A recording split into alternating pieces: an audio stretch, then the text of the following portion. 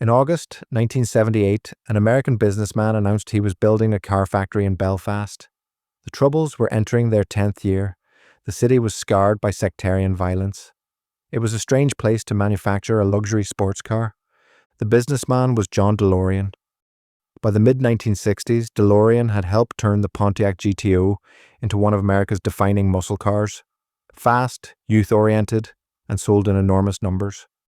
By 40, he had become one of the youngest vice presidents in the history of General Motors. He was brilliant, restless, and increasingly disappointed with corporate life. He resigned in 1973 and almost immediately began planning something of his own. He wanted to build a car that reflected his own ideals: safe, stylish, efficient, and genuinely innovative. He hired an Italian designer, and together they created something unlike anything else on the road: a stainless steel body and gull-wing doors that swung upward like a bird lifting off. But he had a problem. He did not have the money to build it. He found a willing financier in the British government. Ministers believed that foreign investment might help reduce violence in Northern Ireland. The logic was simple: work and wages might quiet the streets of Belfast.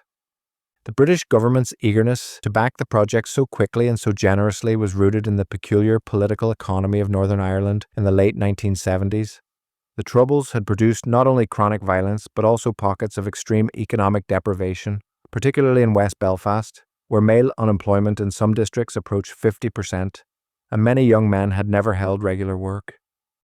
Ministers in London viewed large-scale job creation as a form of economic counter-insurgency. They calculated that visible employment and wages might reduce the reservoir of recruits for paramilitary groups and demonstrate that British administration could deliver material improvement rather than merely security measures. This made them unusually receptive to DeLorean's pitch and willing to move with remarkable speed, accepting optimistic projections with what later inquiries judged to be inadequate scrutiny.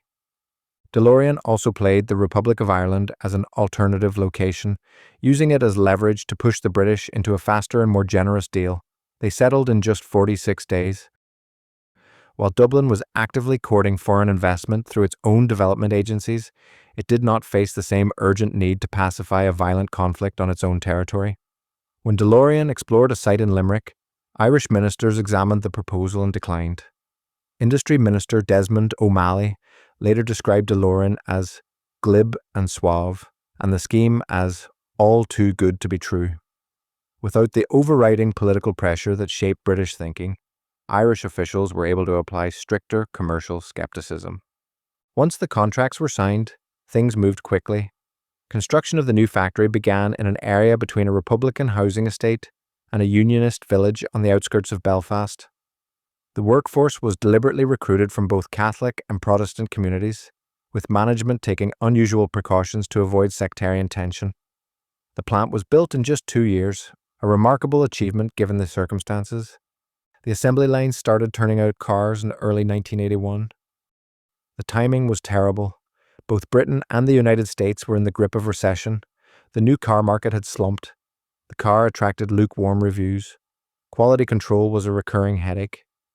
Early cars suffered from brake problems and other defects. The stainless steel panels that made the car look so distinctive were notoriously difficult to align correctly. By February 1982, more than half of the roughly 7,000 cars produced remained unsold. The company was heavily in debt, and the factory was placed in receivership. Meanwhile, DeLorean's personal spending had not slowed. He was reportedly drawing an annual salary of around $500,000 as the company collapsed around him. Then things took a bizarre turn. In October 1982, DeLorean was arrested after being caught in an FBI drug trafficking sting operation. He was eventually acquitted. His defense argued entrapment, and the jury agreed. But the image of a former automotive titan caught on video discussing a drug deal had already burned itself into the public mind.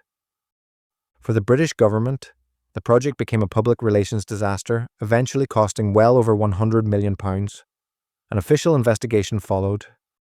Government officials were criticised for weak oversight that missed early signs of financial irregularities and allowed large sums to disappear from the business. The factory is long gone, and the site has been repurposed into a light industrial estate. The old test track, where every car was checked before shipping, still exists. It is one of the few physical traces left. The car itself became immortal in an unexpected way.